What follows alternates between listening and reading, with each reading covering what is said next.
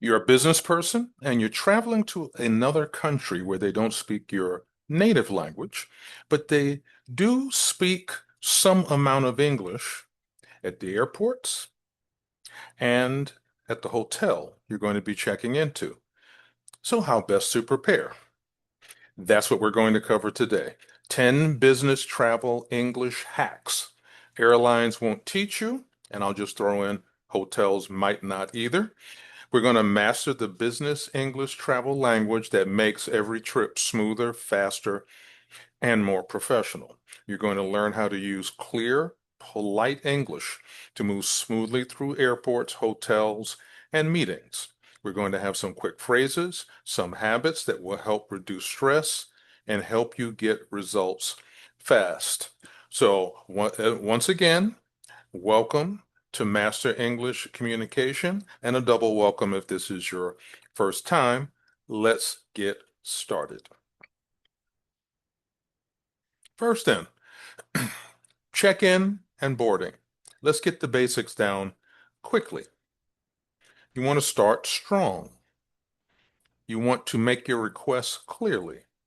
So starting strong. Good morning. I'd like to check in for the 10:40 flight to Chicago. If possible, could I have an aisle seat near the front? Ask politely. Excuse me, when does boarding begin for group B? So this is what you want to do. You want to keep thinking. You want to greet the person that's behind the desk for check-in. You want to state your requests, and you want to add one precise detail. So I'll repeat. Good morning. I'd like to check in for the 10:40 to Chicago. Aisle seat if available.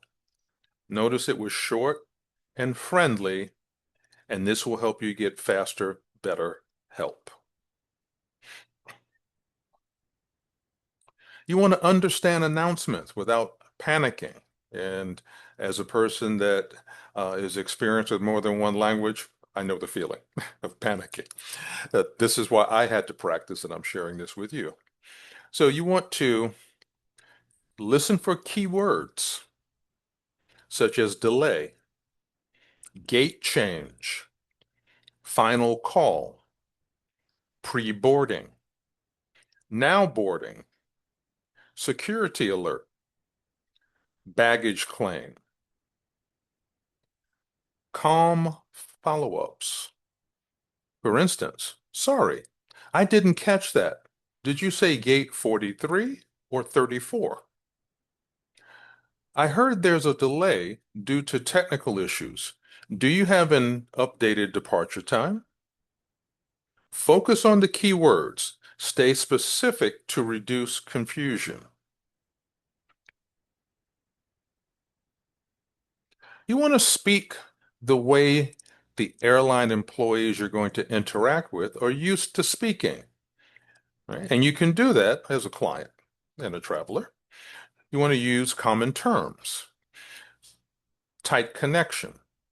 I have a tight connection in Dallas. Could you advise the fastest way to reach gate C12? Overhead bin. My carry-on won't fit in the overhead bin. May I gate check it? Or you could even say, may I check it at the gate? Essential terms. Standby list, checked bag, carry-on, claim, rebook, and upgrade, right? You want to remember these terms because these are going to be key terms that are involved in your airport travel. Be polite and assertive at the same time. You want to combine the two. So you want to have a polite opening. Could you please help me rebook? Remember, airport employees are dealing with many, many, many uh, clients and travelers, and they too can get frustrated. So you want to make sure you start calm to keep the situation calm. They're people as well. You want to have a clear need. I must arrive by 6 p.m. for a client meeting. This lets the person know that if the flight is delayed, that they need to potentially help you with an alternative arrangement. And respectful escalation. If there's a supervisor available, could we check the other options together? I've used this phrase or a version of it myself, and yes, it does work because everyone is looking to help you move on with your trip, not to torture you. So combine courtesy and clarity. Could you please help me rebook? I need to arrive by 6 p.m. And if needed, escalate respectfully. If a supervisor is available, could we review other options? Balance protects relationships and gets results. Read the room. Global etiquette that builds trust. Use titles. Use last names and titles until invited otherwise. Good afternoon, Ms. Alvarez. Mirror their style. Unsure about eye contact or personal space, mirror the other person's approach. And use a safe opener. Thank you for meeting me. Shall we head to the venue or grab a quick coffee first? Now, this obviously you're going to be meeting someone and traveling, but you can certainly use this with the person behind the desk at the check-in desk. Thank you for helping me. I appreciate your help on this.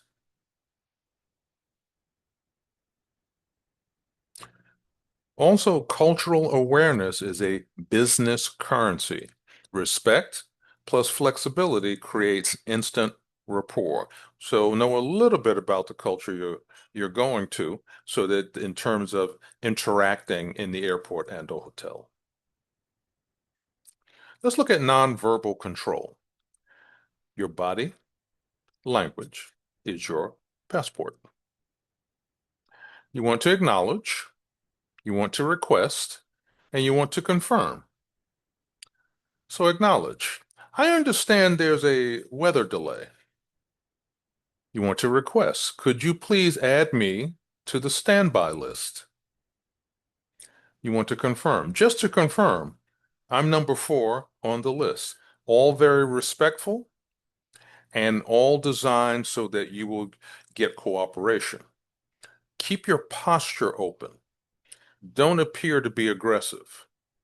Have your shoulders open, your arms uncrossed, your voice measured.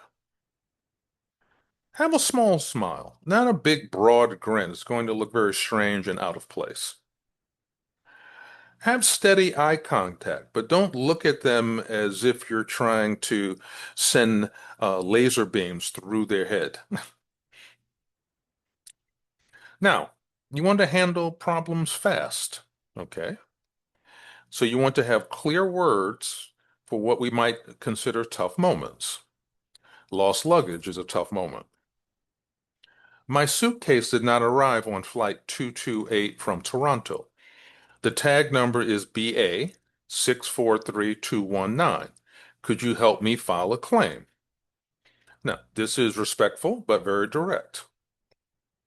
Cancellations. I need to arrive in Boston tonight. Are there seats on partner airlines, or can we route me through New York, as an example, or another city? Verification step. Could you email me the new itinerary now so I can confirm the times? In other words, you're letting the person know you want your information now so you don't have to bother them later or there any mix-up that you are not aware of. Everything is confirmed in writing. Be direct and factual. Precision and next actions keep things moving. Time zone proof your plans. Use 24-hour clock, 14:30 London time, BST. Include city and zone, 0930 or 9:30 New York Eastern time. and mirror back. Does that match your calendar? So you want to confirm because in the United States, as in a few other countries, but in the United States in particular, if you're coming here, there are time zone changes a couple of times a year. And add subject lines. Client brief, 14:30 BST, 9:30 Eastern Time. Always be accurate. Here's an example. I'm available Wednesday, 0800 to 10 PT, or Thursday, 1600 to 1800 CET, which works. Okay. Now, obviously, the second one is clear that we're using the 24-hour clock. The first part of the example, or the first half of the example, you would need to be clear that it's AM or PM. Ah, we finally have arrived, the hotel. So let's look at check-in. If available, could I have a quiet room away from the elevator? I normally add away from the elevator and the snack machine. May I confirm high-speed Wi-Fi and a desk with power outlets? This is one of my requests as well. And normally the answer is that is available uh, in the room, especially if you're traveling to a hotel that caters to business people. Receipts. Could you issue an itemized invoice or an itemized receipt with my company details? Most of the time, the hotel can accommodate. Transportation. I'm headed to Terminal 2, Door 4. Can we take the fastest route? Late checkout. Could I request a 1400 or 2 p.m. late checkout due to a client call? Happy to pay a fee if required. I've used this one many times myself.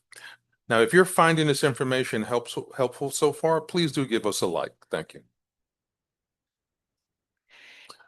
Disruption. Proof your email and chat templates.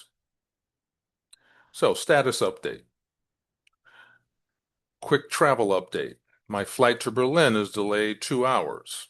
I'll join the meeting remotely and share slides in advance. Right? So you want to pre-prepare something like this that's relevant to your trip.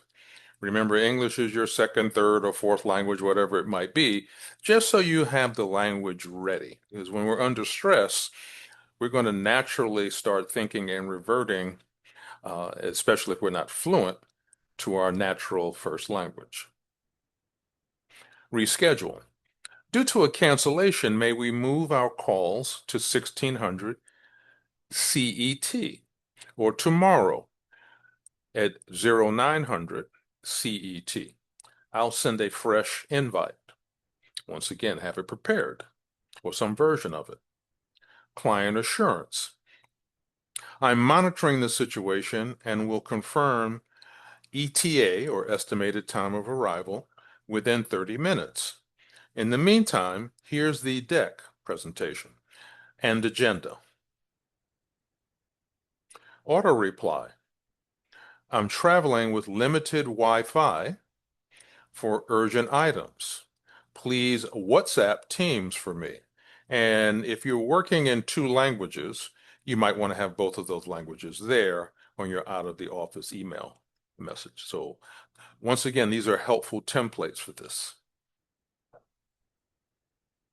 So pre-write them. Useful micro dialogues you can copy.